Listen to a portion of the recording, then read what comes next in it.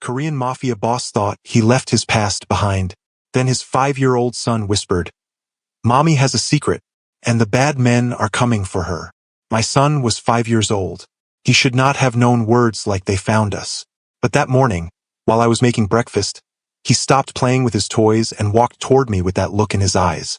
The same look my daughter Sumin used to get right before she said things that came true. "Appa," he whispered. "Why does Mommy cry when she looks at the old picture?" "What picture, June?" "The one she hides in her jewelry box. The man with the angry eyes. She talks to it sometimes when nobody is watching." My blood went cold. "What does she say to it?" "She says she is sorry. She says she had no choice. She says she hopes he never finds us." Then my 5-year-old son grabbed my hand, his small fingers ice cold and trembling. "They are coming, Appa. The men from Mommy's before time.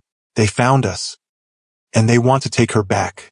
I looked across the kitchen at my wife, Naomi, the woman who saved me from my own darkness, the woman I thought I knew everything about. "What are you hiding from me?" What my son revealed that morning turned my home into a battlefield. I stared at my son. June stood there in his pajamas with cartoon dragons on them, looking up at me with eyes that saw too much for a 5-year-old. "June, where did you hear those words? Did someone talk to you? Did someone approach you at school?" He shook his head slowly. "I see them, Appa. In my dreams. The same way Nuna used to see things." Sumin appeared in the kitchen doorway, her school bag slung over her shoulder. She was 14 now, taller, her features a beautiful mix of her late mother and the Park family. She stopped when she saw June's face. "He had another one, didn't he?" she asked quietly. Naomi walked in from the bedroom, her nursing scrubs on, ready for her shift at the clinic. She smiled when she saw us all gathered in the kitchen, but the smile faltered when she noticed the tension. "What's wrong? What happened?" I looked at my wife, really looked at her. After 7 years of marriage, I thought I knew every shadow that crossed her face, every secret hidden in her eyes. But now I saw something I had missed. Fear. Old fear buried deep. "June had a vision," I said carefully. "He says people from your past are coming. Men who want to take you back." The color drained from Naomi's face.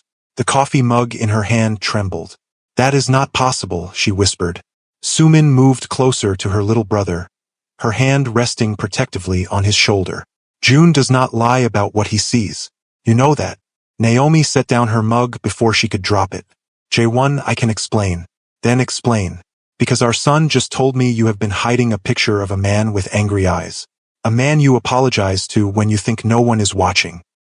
Her eyes filled with tears. "Not here. Not in front of the children. They already know," I said, trying to keep my voice steady. "June saw it. Whatever this is, we handle it as a family. No more secrets." Naomi looked at Sumin, then at June, then back at me. She nodded slowly, defeated. Okay. But first, let me take June to school. Let me get Sumin to her campus. Then we will talk. Promise." I wanted to argue, wanted to demand answers immediately, but I saw the plea in her eyes. "Okay, I agreed. But tonight, no more delays." After they left, I stood alone in our kitchen, my mind racing. I pulled out my phone and called the one person who would understand. Minjun answered on the second ring. "It is early, J1. What is wrong? I need you to look into something." Quietly, "I thought you were out of the life." "I am. This is not business. This is personal. I need you to dig into my wife's past. Before she came to LA. Everything from Atlanta." There was a pause. "You sure you want to open that door? My son just told me dangerous men are coming for her. So yes, I am sure. I will see what I can find." I spent the day trying to work, trying to focus on the architectural plans spread across my desk. But my mind kept wandering back to Naomi, to the years we had spent together, to everything I thought I knew. My thoughts drifted back to the early days of our marriage. The joy, the hope, the struggle. We had married quickly after I left the organization. A small ceremony, full of love and promise. Sumin had been so happy, finally having the family she had dreamed of. But the first 2 years of our marriage had been harder than either of us expected. I was learning to be a legitimate businessman. She was building her clinic from nothing. We were happy but exhausted. Then we started trying for a baby. Month after month, negative tests. Naomi would emerge from the bathroom with tears in her eyes, and I would hold her while she cried. After a year of trying, we saw doctors, tests, procedures. The stress began to crack our foundation. I remember one night, about 18 months into trying, finding her on the bathroom floor, sobbing. "I cannot give you this," she had said. "I cannot give you a son. Maybe this is punishment." "Punishment for what?" I had asked, pulling her into my arms. "For everything I have done. Everything I ran from." I had assumed she meant her broken engagement. The controlling ex-fiancé she had mentioned once and never spoke of again. I held her tighter. "We will keep trying. Or we will not. Sumin is enough. You are enough." But it was not about being enough. Naomi had wanted this so badly, wanted to give me a child, wanted to prove to herself that she could build something beautiful from the ashes of her past. Then, miraculously, 2 years into our marriage, 2 lines appeared on a test. I had been in my office when she called me, her voice shaking. "J1, come home. Please come home right now." I had driven like a madman, terrified something was wrong. I found her sitting on our bed, the pregnancy test in her trembling hands. "We are having a baby," she whispered. "We are really having a baby." I had wept, actually wept. This man who had once ordered violence without blinking, reduced to tears by 2 pink lines. The pregnancy had been difficult. Naomi was sick constantly. There were complications, bed rest, fears about losing him. But through it all, she had been fierce, determined. When June was finally born, tiny and perfect and screaming, Naomi had looked at me with such pure relief. "We did it," she had said. "We really did it." Sumin had been 12 then, and she had taken to being a big sister like she had been preparing for it her whole life. She would sit by June's crib for hours, singing to him, telling him stories. And when June was about 6 months old, Sumin had said something that chilled me. "Appa, he is like me. He has the sight too. I can feel it." I had dismissed it at the time, but she had been right. As June grew, the signs became clear. He knew things he should not know, saw things that had not happened yet, said things that came true with terrifying accuracy, just like Sumin had when she was younger. Except Sumin's gift had faded as she became a teenager. She said it was like a radio slowly losing signal. She still had intuition, still had moments of knowing, but the vivid visions had stopped. Now June carried that weight. And this morning, he had seen something that threatened everything. My phone buzzed, pulling me from my memories. "Min June." "That was fast," I said. "You are not gonna like what I found." "Tell me." "Your wife, she was not just running from a bad relationship when she came to LA. She was running from a family. The Harpers. Ever heard of them?" My blood ran cold. The Harpers. Atlanta's most powerful crime family. They controlled everything from the ports to the politicians. "No," I said. "That is not possible. Her real name is not Naomi Harper. It is Naomi Laurent.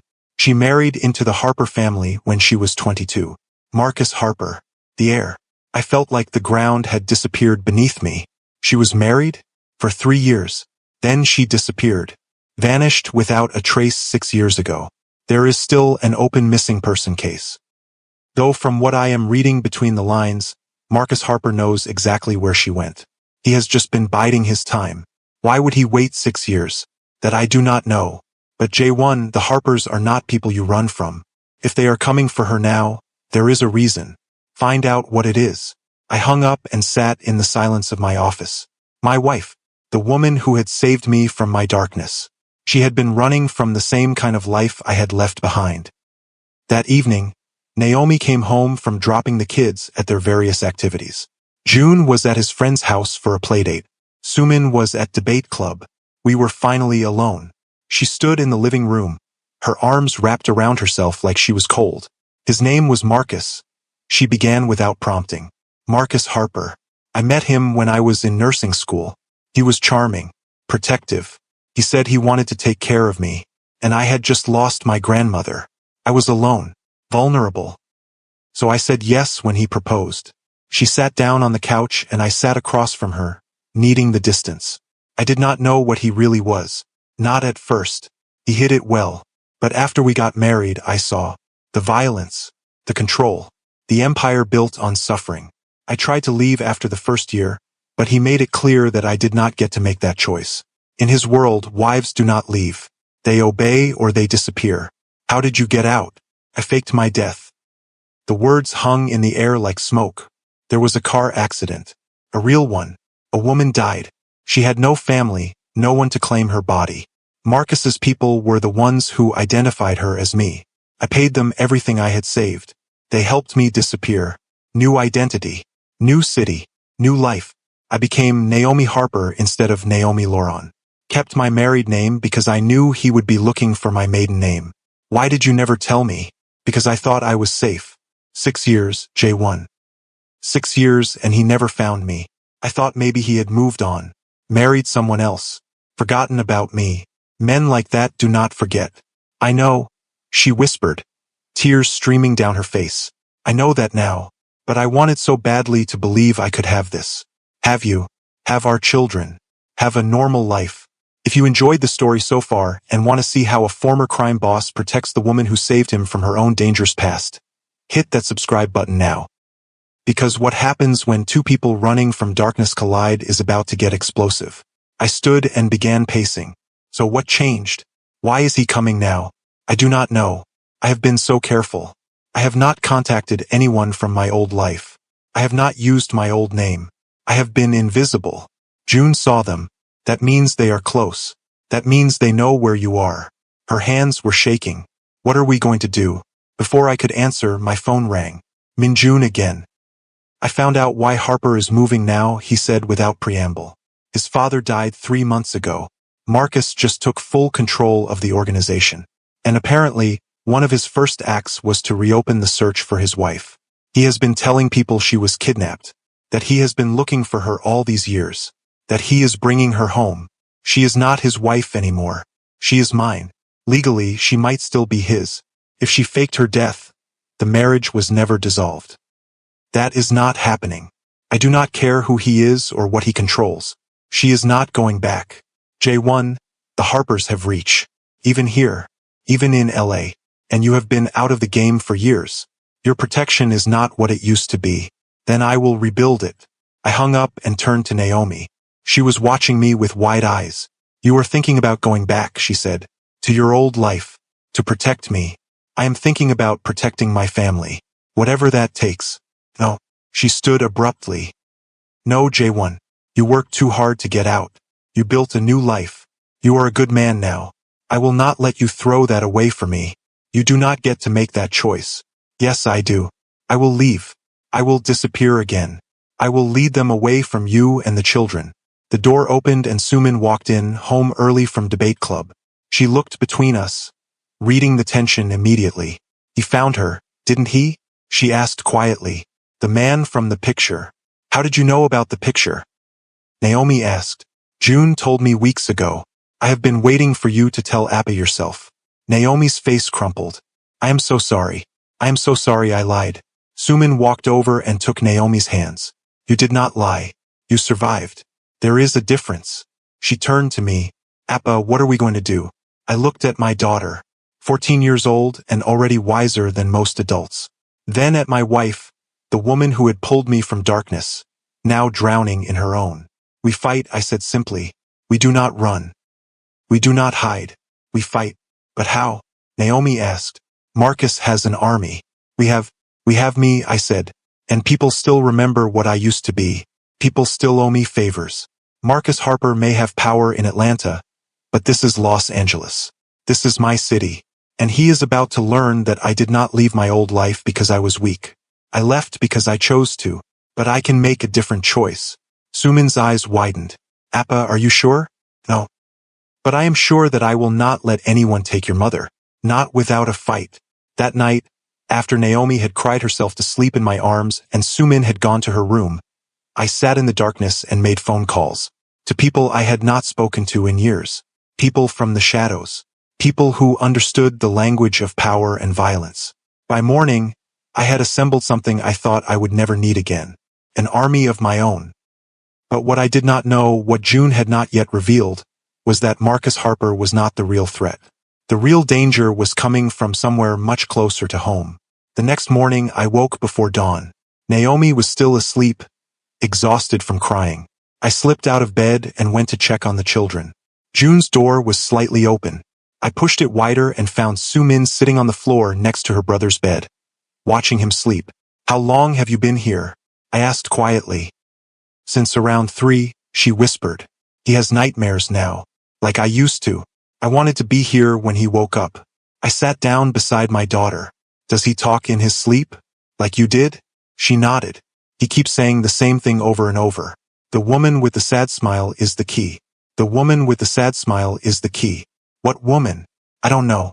But Appa, I need to tell you something. About Naomi's past. What do you know? She looked down at her hands. About a month ago, I saw her talking to someone on a burner phone. I wasn't spying. I just came home early and heard her in the bedroom. She was speaking quietly, but I heard her say, I did what you asked. It's done. Please leave my family alone. My blood went cold. She never mentioned this to me. I know. I didn't know if I should tell you. I thought maybe it was about the clinic. Maybe some donor or something. But after what June said yesterday, I think it's connected. Did you see the phone again? She keeps it hidden in the garage, behind the old paint cans on the top shelf. I stood immediately. Stay with your brother. I went to the garage and found exactly what Sumin described. A cheap prepaid phone hidden behind paint supplies. I turned it on. There were no contacts saved, but the call history showed multiple calls to the same number over the past 3 months. All outgoing. None incoming. I took the phone and went back inside. Naomi was awake now, standing in the kitchen making coffee. She turned when she heard me and froze when she saw what I was holding. When were you going to tell me about this? Her face went pale. J1, I can explain. That seems to be your favorite phrase lately. She set down her coffee mug with shaking hands. 3 months ago, I got a message at the clinic. Someone left an envelope at the front desk. Inside was a picture of June at his school. Just him playing on the playground. And a note that said, he looks just like you. It would be a shame if anything happened to him. Rage flooded through me. Someone threatened our son and you didn't tell me? I was terrified. The note said if I told anyone, they would take him. So I called the number on the note. It was Marcus's sister, Elena. I didn't know he had a sister. Nobody does.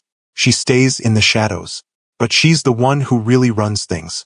Marcus is the face, but Elena is the brain. She told me that Marcus never stopped looking for me. That faking my death was clever, but not clever enough. She said they had known where I was for over a year. A year? You've known about this for a year? No, just 3 months. She said they were watching, waiting, gathering information. She said if I did what she asked, she would convince Marcus to let me go. To let us all go.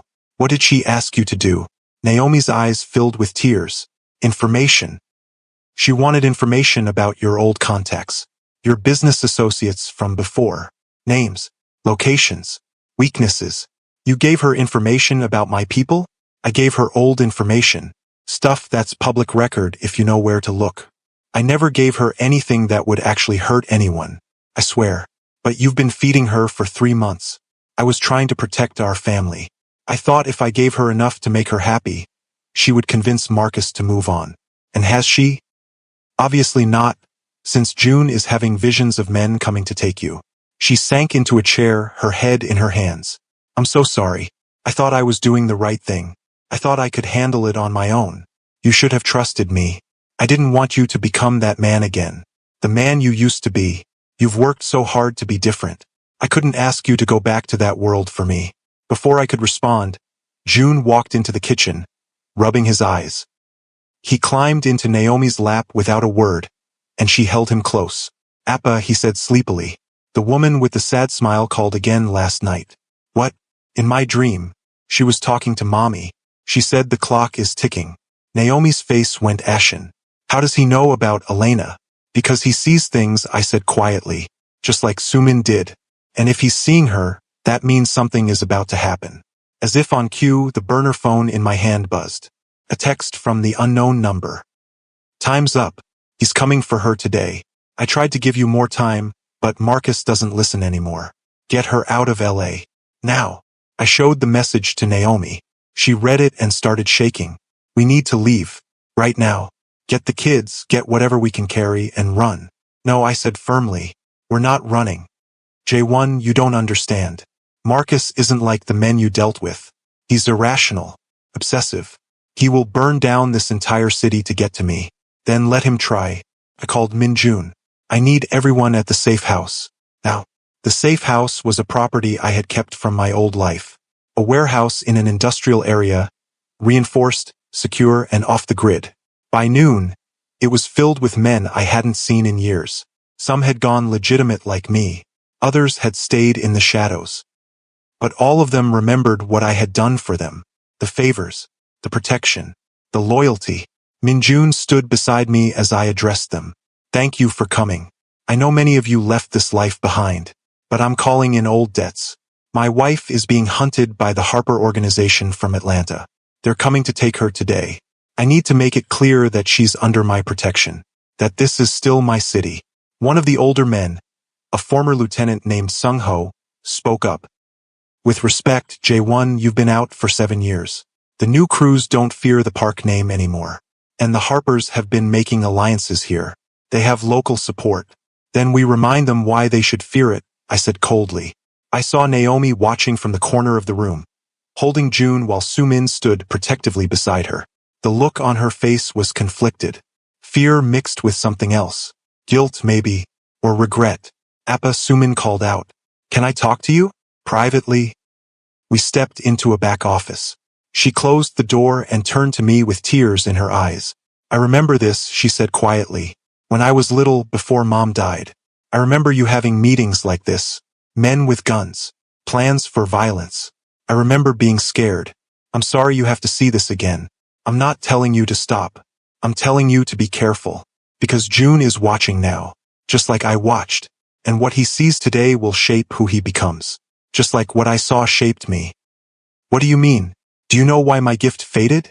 It wasn't just age. It was because I chose to close that door. I saw too much darkness, too much violence, and I decided I didn't want to see anymore. My mind protected itself by shutting down the gift. If June sees you become that man again, if he sees you do terrible things even for good reasons, he might close that door too. Or worse, he might walk through it and never come back. Her words hit me like a physical blow. What are you saying? I'm saying there has to be another way. A way that doesn't require you to sacrifice who you've become. If there is, I don't see it. She took my hand. Then let me help you look. We returned to the main room. I was about to continue planning when the warehouse door burst open. But it wasn't Marcus Harper's men. It was Elena. She walked in alone, her hands raised to show she was unarmed. She was tall, elegant, with sharp features and eyes that missed nothing. J1 Park, she said calmly. I came to talk. Every gun in the room pointed at her. She didn't flinch. You have 30 seconds before I have you removed, I said. I'm here to help you. Believe it or not. Why would I believe anything from you? You've been extorting my wife for months. I've been trying to protect her. And before you shoot me, you should know that Marcus isn't the real threat. He's just a lovesick fool with too much money and too many men. The real threat is standing in this room right now. What are you talking about? Elena's eyes swept across the assembled men, then landed on Minjun. Ask your oldest friend why he's been feeding Marcus information for the past 6 months. Ask him why he's the one who told the Harpers where to find Naomi in the first place. The room went deadly silent. I turned to Minjun, my brother in everything but blood. The man who had stood beside me for 20 years. Tell me she's lying. His face was unreadable. I can explain. If you've been keeping up with this impossible love story and want to see how deep betrayal cuts and whether redemption is even possible when your closest friend becomes your greatest enemy, smash that subscribe button right now. Because what happens next will test everything J1 thought he knew about loyalty, family, and the cost of leaving the past behind. Explain, I said, my voice dangerously quiet. Now, Minjun holstered his weapon slowly. The other men tensed, unsure whose side to take. You left us, he said finally. You built this empire, made us all powerful, and then you just walked away. For a woman. For a life we could never have. So you betrayed me? You endangered my family? I gave the Harpers information because they paid well. Because unlike you, I still have to operate in this world. I still have to make money, maintain territory, keep the peace. And you're playing house with a woman who was never honest with you. She was running for her life. She was hiding from her husband, from a marriage she never legally ended. Do you know what that makes you, J1? The other man. The fool who built a fantasy on someone else's foundation. I moved toward him, rage burning through me. Sumin's voice stopped me. Appa, don't. I turned to see my daughter standing protectively in front of Naomi and June. He wants you to hit him, she said. He wants you to react with violence. Because then he wins. Then you prove you're still that man. That you never really changed. Smart kid, Elena said. She's right. This whole thing was designed to pull you back in. Minjun has been working with Marcus to create a situation where you'd have to choose. Let Naomi be taken, or become the monster again to save her. Why? I asked Minjun. Why go to all this effort? Because I wanted you to come back. His voice cracked. I wanted my brother back. The man who built kingdoms, not the one who designs buildings for schools. I thought if I created a big enough crisis, you'd remember who you really are. This is who I really am, I said. A father. A husband. A man trying to be better than what he was raised to be. You're a fool hiding from his nature. Maybe. But I'd rather be a fool with a family than a king alone. Minjun's face hardened. Then you've made your choice. He moved faster than I expected. Gun drawn and aimed not at me, but at Naomi. 3 things happened simultaneously. Sumin screamed and dove in front of her stepmother. June's small voice rang out with eerie clarity. The woman with the sad smile saves everyone. And Elena pulled a weapon from behind her back and fired. The shot hit Minjun in the shoulder. He went down hard, his gun clattering across the concrete floor. The men in the room erupted into chaos, some moving to help him, others pointing weapons at Elena. Everyone stop, I commanded. My voice cut through the noise like a blade. They froze. Elena lowered her weapon. I told you, I'm here to help. I rushed to Sumin and Naomi. My daughter was shaking but unhurt. Naomi held June close, his face buried in her shoulder. Are you all right? Sumin nodded. Couldn't let him hurt her. Appa. Couldn't. I pulled my daughter into my arms. You are the bravest person I know. June lifted his head and pointed at Elena. She's the woman from my dreams. The sad smile. Elena's composure cracked for just a moment. Something flickered across her face. Pain, maybe, or regret. Why? I asked her. Why help us? Because Naomi was my friend before she was my brother's wife. We were nursing students together. I'm the one who introduced them, and I've been living with the guilt of that for 6 years. Naomi stared at her. Elena? I'm sorry, Elena said, her voice thick with emotion. I didn't know what Marcus would become, what he would do to you. When you disappeared, he lost his mind. And I've been trying to manage him ever since. But he's getting worse, more obsessive, more dangerous. I thought if I could just buy you time, find a way to make him let go. But he won't let go, Naomi finished. No, he won't. Which is why I'm here, to offer you a different option. Which is, let me take you to him. Let me arrange a meeting where you can end this yourself. Absolutely not, I said. That's not happening. Jaewon listened to her. Naomi said quietly. No, I won't send you into danger. I was never yours to send, she said gently. This is my choice, my past, my debt to settle. Elena nodded. I can guarantee your safety for the meeting. Marcus won't hurt you, at least not in front of witnesses. And I've arranged for witnesses, important people, senators, federal agents, people who will hold him accountable. All you have to do is face him, tell him you're done, and sign the divorce papers I've had drawn up. He'll never sign them, Naomi said. He will if the alternative is federal prosecution. I've been gathering evidence against him for 2 years. Tax evasion, money laundering, trafficking. Enough to put him away for life. I'll give it all to the FBI unless he lets you go. Why would you betray your own brother? Because you were right to run. And I should have helped you then. Let me help you now. Naomi looked at me. I have to do this. It's the only way to end it without more bloodshed. Every instinct screamed at me to refuse. To lock her away somewhere safe. To handle this myself with violence and finality. But I looked at Sumin, at June, at the men around me waiting to see what kind of man I had become. Okay, I said. But I'm coming with you. No, Elena said. If he sees you, it will trigger his rage. It has to be just Naomi and me. Then I go, Sumin said. She's my mom too. And I can be there as support. Just a daughter with her mother. Nothing threatening. Absolutely not, I started. Appa, Sumin interrupted. You taught me that family protects family. Let me protect mine. She's right, Naomi said. It will look less confrontational if I bring my daughter. More like a family matter than a threat. I wanted to argue, but I saw the determination in both their faces. Fine. But you're both wearing wires. And I'll have people positioned within 100 yards. If anything goes wrong, it won't, Elena promised.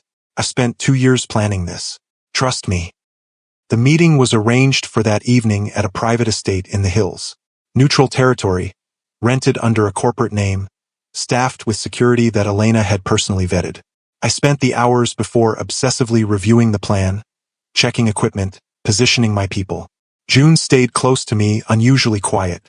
Appa, he said as I adjusted Sumin's wire for the 3rd time. Stop worrying. The dream changed. What do you mean? When Nuna decided to go with Mommy, the dream changed. Before, I saw fire and screaming. Now I see talking, crying. But everyone comes home. I wish I had your certainty. You do. You're just scared to believe it. He was right. I was terrified. I watched through surveillance feeds as Naomi and Sumin entered the estate. Elena met them at the door. They were escorted to a sitting room where Marcus Harper waited. He was younger than I expected. Mid-30s, handsome in a cold way, dressed impeccably. He stood when Naomi entered. Naomi. His voice was soft, almost tender. You look well. Marcus. Her voice was steady. We need to talk. I've waited 6 years to talk to you. Then listen now. I'm not coming back. I never was. I love someone else. I have children with someone else. That life we had, it's over. You don't get to decide that. You're my wife. Sumin stepped forward. She's my dad's wife. Legally and in every way that matters. You need to let her go. Marcus's eyes shifted to my daughter. And you are? I'm Sumin. I'm Naomi's daughter. And I'm asking you, as someone who loves her, please let her be happy. Something in his expression wavered. How old are you? 14. The same age my daughter would have been. The words hung in the air. Naomi's face went pale. What? You didn't know? Marcus laughed bitterly. Of course you didn't. Why would I have told you? 2 months after you disappeared, I found out you were pregnant when you left. My child. You took my child and I never even got to know. Naomi's legs buckled. Elena caught her. That's not possible. I couldn't have been. The clinic you went to 3 weeks before the accident. The one you thought I didn't know about. They kept records. You were 9 weeks pregnant. I had a miscarriage, Naomi whispered. A week before I ran. I was devastated. I didn't tell you because I would have locked you down completely, Marcus finished. Because a pregnancy would have been the perfect chain. But you're telling me you lost it? Yes, I lost it. There was no baby. Prove it. Elena pulled out medical records. Hospital admission from 6 years ago. Miscarriage at 10 weeks. It's all here, Marcus. She's telling the truth. He stared at the papers like they were a foreign language. Then at Sumin. But you have a daughter now. She's not mine biologically, Naomi said quietly. But she's my daughter in every way that counts. Just like the child I lost was yours in every way that counted. And I'm sorry. I'm sorry I never told you. I'm sorry I ran instead of trying to work things out. But I can't change the past. I can only ask you to let go of it. Marcus sat down heavily. His hands were shaking. For 6 years I thought you took my child. I thought you were hiding somewhere with our baby, raising it to hate me. That's what kept me searching. Not just losing you, losing them. There was no them. There was only me. And I was dying in that marriage, Marcus. You were killing me with your control, your jealousy, your need to own every part of me. I had to leave or I wouldn't have survived.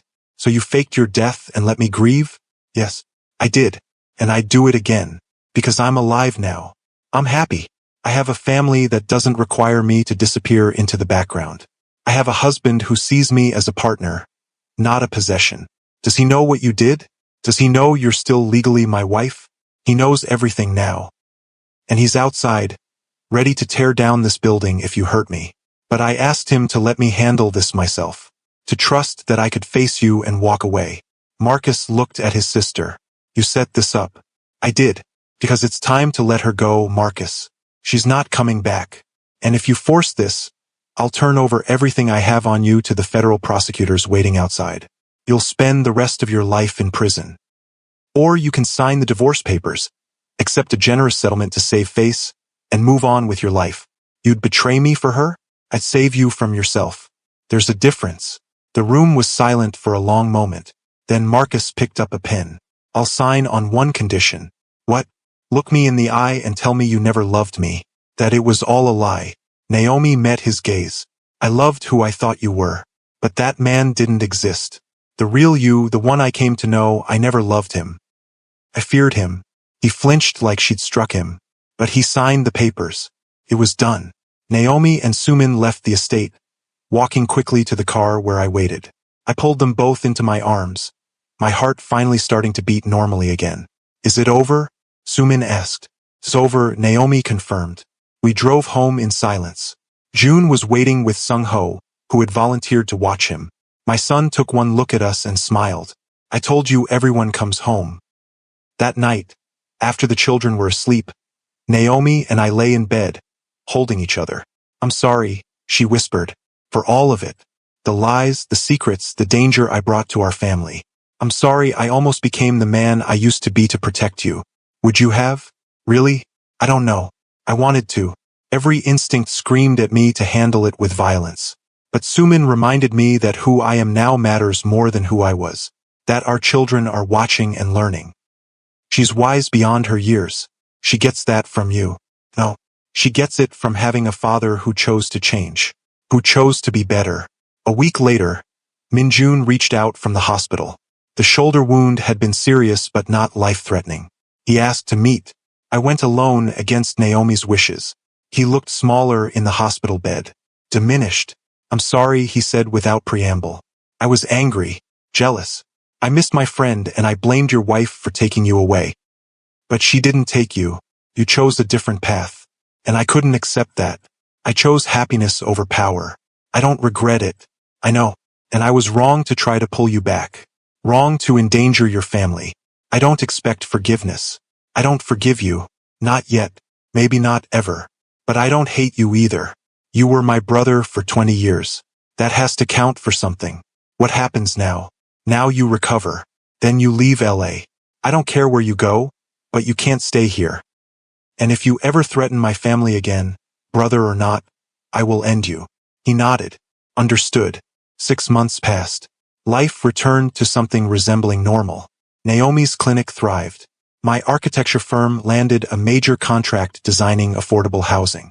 Sumin started high school and joined the debate team. June's visions became less frequent, less frightening. And then one Saturday morning, June came running into the kitchen with a drawing. Look, Appa, look what I saw. It was a picture of our family. But there was an extra person. A little girl with dark curly hair. Who is this? I asked. My sister. She's coming soon. In the spring. Naomi dropped her coffee mug. It shattered on the floor. June. Baby, what are you talking about? The baby. He pointed at Naomi's stomach. She's right there. Can't you feel her?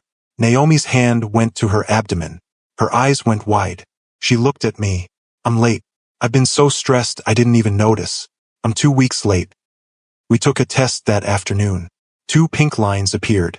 We were having a daughter. Naomi cried. Happy tears this time. I held her while June danced around the bathroom chanting, I'm going to be a big brother. Sumin appeared in the doorway. Is it true? Are we really? She couldn't finish the sentence. I pulled her into our embrace. Our family is growing.